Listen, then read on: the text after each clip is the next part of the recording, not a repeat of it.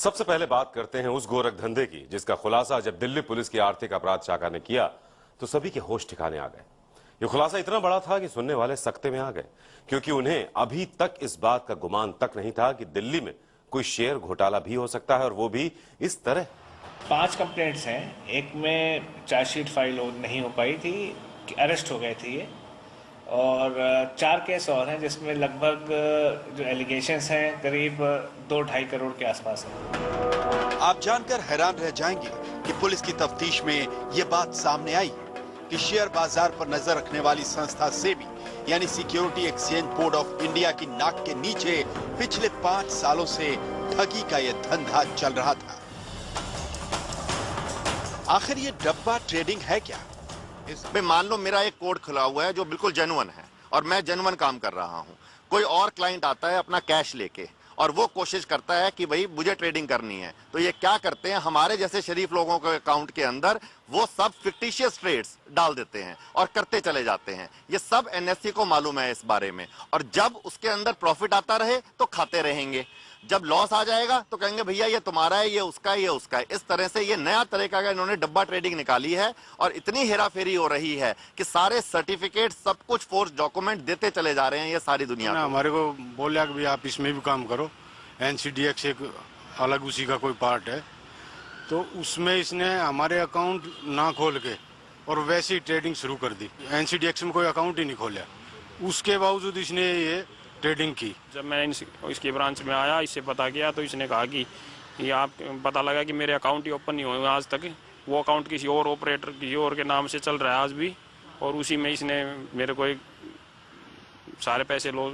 दिखा दिए कि इसमें लॉस हो गया। डब्बा ट्रेडर्स ऐसी ट्रेडिंग करते हैं जो स्टॉक एक्सचेंज के सर्वर पर पहले तो दर्ज ही नहीं होती, और अगर उसका कुछ खुलासा होता भी है तो फर्जी नाम से। आर्थिक अपराध शाखा को इसकी शिकायत 6 साल पहले मिली थी।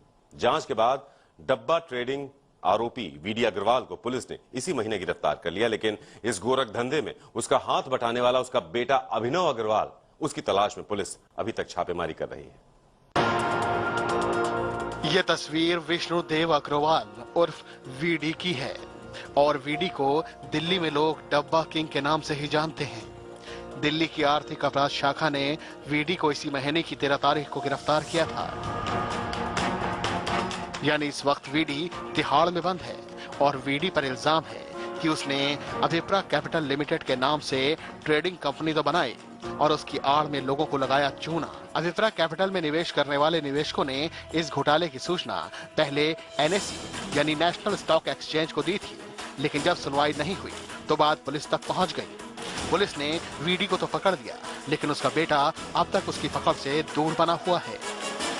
इसमें इन्वेस्टिगेशन 2008 से शुरू हुआ था। 2008 के बाद अभी हाल ही में हमने काफ़ी डिटेल इन्वेस्टिगेशन करी इसमें। अभी इसके जो मेन डायरेक्टर हैं श्री वीडी अग्रवाल जी, इनको अरेस्ट किया गया है, और इनके एक बेटे हैं वो भी इस समय ही एब्सकॉन्ड कर रहे हैं, उनका भी रोल पाया गया है इसमें, उनको हम तलाश कर रहे हैं, टीमें हमने बनाई हुई। डब्बा ट्रेडिंग के आरोपी की अभिप्रा कैपिटल अभी भी ब्रोकरेज का काम कर रही है। इसका ऑफिस दिल्ली के आजादपुर में है। वहां का जायजा लिया हमारे संवाददाता रामकिंकर सिंह ने। आजादपुर में जीटी करनाल रोड के करीब स्थित यही वो अभिप्रा कमोडिटीज का ऑफिस है, जहां पर विक्टिम्स ने ट्रेडिंग के लिए ऑफर होने के बाद यहां पर बाकायदा ट्रेडिंग की बात कही थी, और उसके बाद से उनको चूना लगाया बाप बेटे ने मिल करके। फिलहाल जो वीडी अग्रवाल इस कंसल्टेंसी अभिप्रा कमोडिटी के जो मालिक हैं, उनको पुलिस ने गिरफ्तार कर लिया है, आर्थिक अपराध शाखा ने गिरफ्तार कर लिया है, और उनके बेटे अभिनव अग्रवाल को गिरफ्तार करने के लिए दिल्ली पुलिस की आर्थिक अपराध शाखा ने कई टीमें बना दी हैं। पुलिस को लगता है कि ये आंकड़ा करोड़ों से भी ऊपर जाएगा। फिलहाल अभी तक जो विष्णुदेव अग्रवाल ने बातचीत में ये बताया है कि उन्होंने इस तरह का फर्जीवाड़ा किया है, और साथ ही साथ जो इकोनॉमिक ऑफेंस विंग है उसको जिस तरह से सबूत मिले हैं उसमें यही पता चला है कि उसने जो कॉन्ट्रैक्ट नोट दिए और साथ ही साथ जो स्टेटमेंट की कॉपीज कस्टमर्स को दी वो सारे जाली थे, और एनएससी ने जो डॉक्यूमेंट दिए सब डॉक्यूमेंट और ब्रोकर के जरिए जो डॉक्यूमेंट प्रोवाइड किया गया सब में काफ़ी कॉन्ट्राडिक्शन था, विरोधाभास था। यही वजह है कि आर्थिक अपराध शाखा ने इसको प्राइमा फेसी धोखाधड़ी का मामला माना और बाप बेटे के खिलाफ मुकदमा दर्ज कर लिया है, जिसमें बेटे की गिरफ्तारी अभी होनी बाकी है।